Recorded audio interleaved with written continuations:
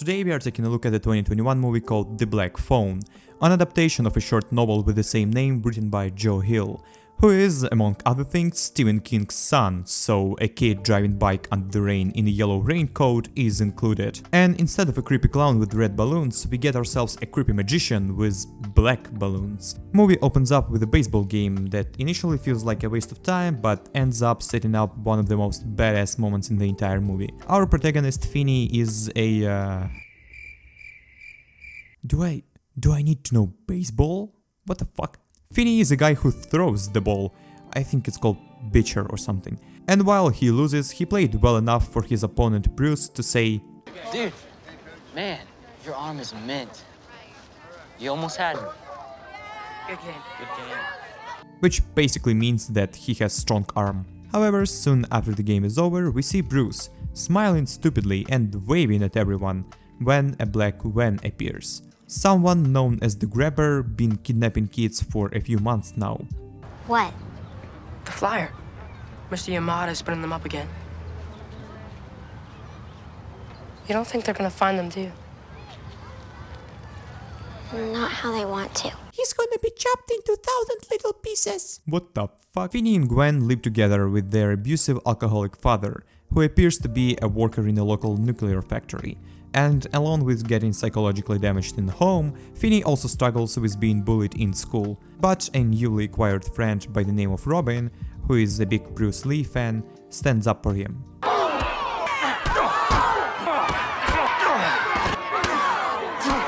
He also tells him that one day he will need to learn to stand up for himself.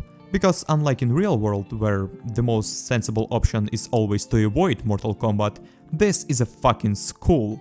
Then a bunch of detectives show up and start interrogating Gwen, because she told her classmate about a dream she had of a Bruce getting kidnapped by a man with black balloons. And this is apparently a piece of evidence that was never published in any newspaper, so she has some explaining to do. You know what this is about. He literally is like, "We got you, little bitch." Later that evening, father beats up Gwen because police showed up in his workplace and he has heard about her supernatural abilities. He fears that she will, like her mother, eventually become mentally ill because of them.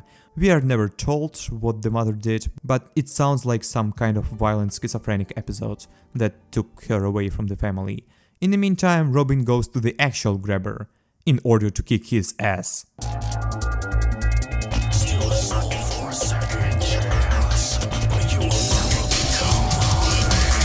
But unfortunately also gets kidnapped. Gwen knows that Finney and Robin were friends, so she tries to evoke her dreams purposefully to find Robin by praying to Jesus. But it fails again and again, which eventually leads to the funniest line in the movie.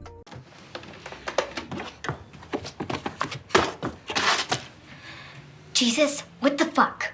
Finney gets beat up again, doesn't have the guts to ask his crush to be his lab partner, and gets kidnapped by the Grabber. You see that? Yeah. Would you hand me my hat? Yes, sir. I really like how this dude watches if anyone is nearby when he picks up his hat. It's small but really cool detail that helps to provoke that unnerving feeling in the viewer. I am a part-time magician. Would you like to see a magic trick? No!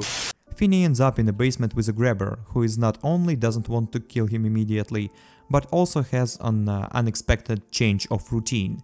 In a conversation with Finney, he accidentally reveals that someone is upstairs, and as we later find out, it's his coke-addicted brother, who's due to a lack of job is a certified redditor cracking a case of the Grabber in his spare time, not realizing that Grabber is his own brother. The rest of the movie is Finney trying to get out with the help of previously killed children, who communicate with him through a disconnected black rotary phone on the wall. When all escape attempts fail, Finney receives one last phone call from Robin, who says to him that the only way out of here is to finally stand up for yourself, and teaches him how to turn the phone into a weapon by filling out the receiver with dirt, and how to throw a proper punch. This scene is probably the coolest in the movie, and actor who plays Finney fucking kills it. The transition of him not having any enthusiasm and belief in himself when he practices the punch for the first time, and how confident he is by the last time, acted out so well. He barely lifts up his arms in the beginning, but gains more and more confidence with each attempt. This scene is also shot really well. I think this one will stuck with me for some time, along with how eventually Finney kills the grabber. Remember how Bruce said, Man, your arm is mint. well, using every bit of knowledge he gained from the ghost voices of each kid who previously died here, Finney crafts a trap for the grabber and ends up choking him with a phone wire, when they both hear the phone ringing. It's for you. I can't kill you, hijo de puta. So Finn is gonna do it for me. Finn's arm is mint! Come on, tell me it's not badass. Police finds bodies of previous victims with the help of Gwen's dreams. Finney frees himself from the basement and goes back to school. I assume, like, literally on the next day.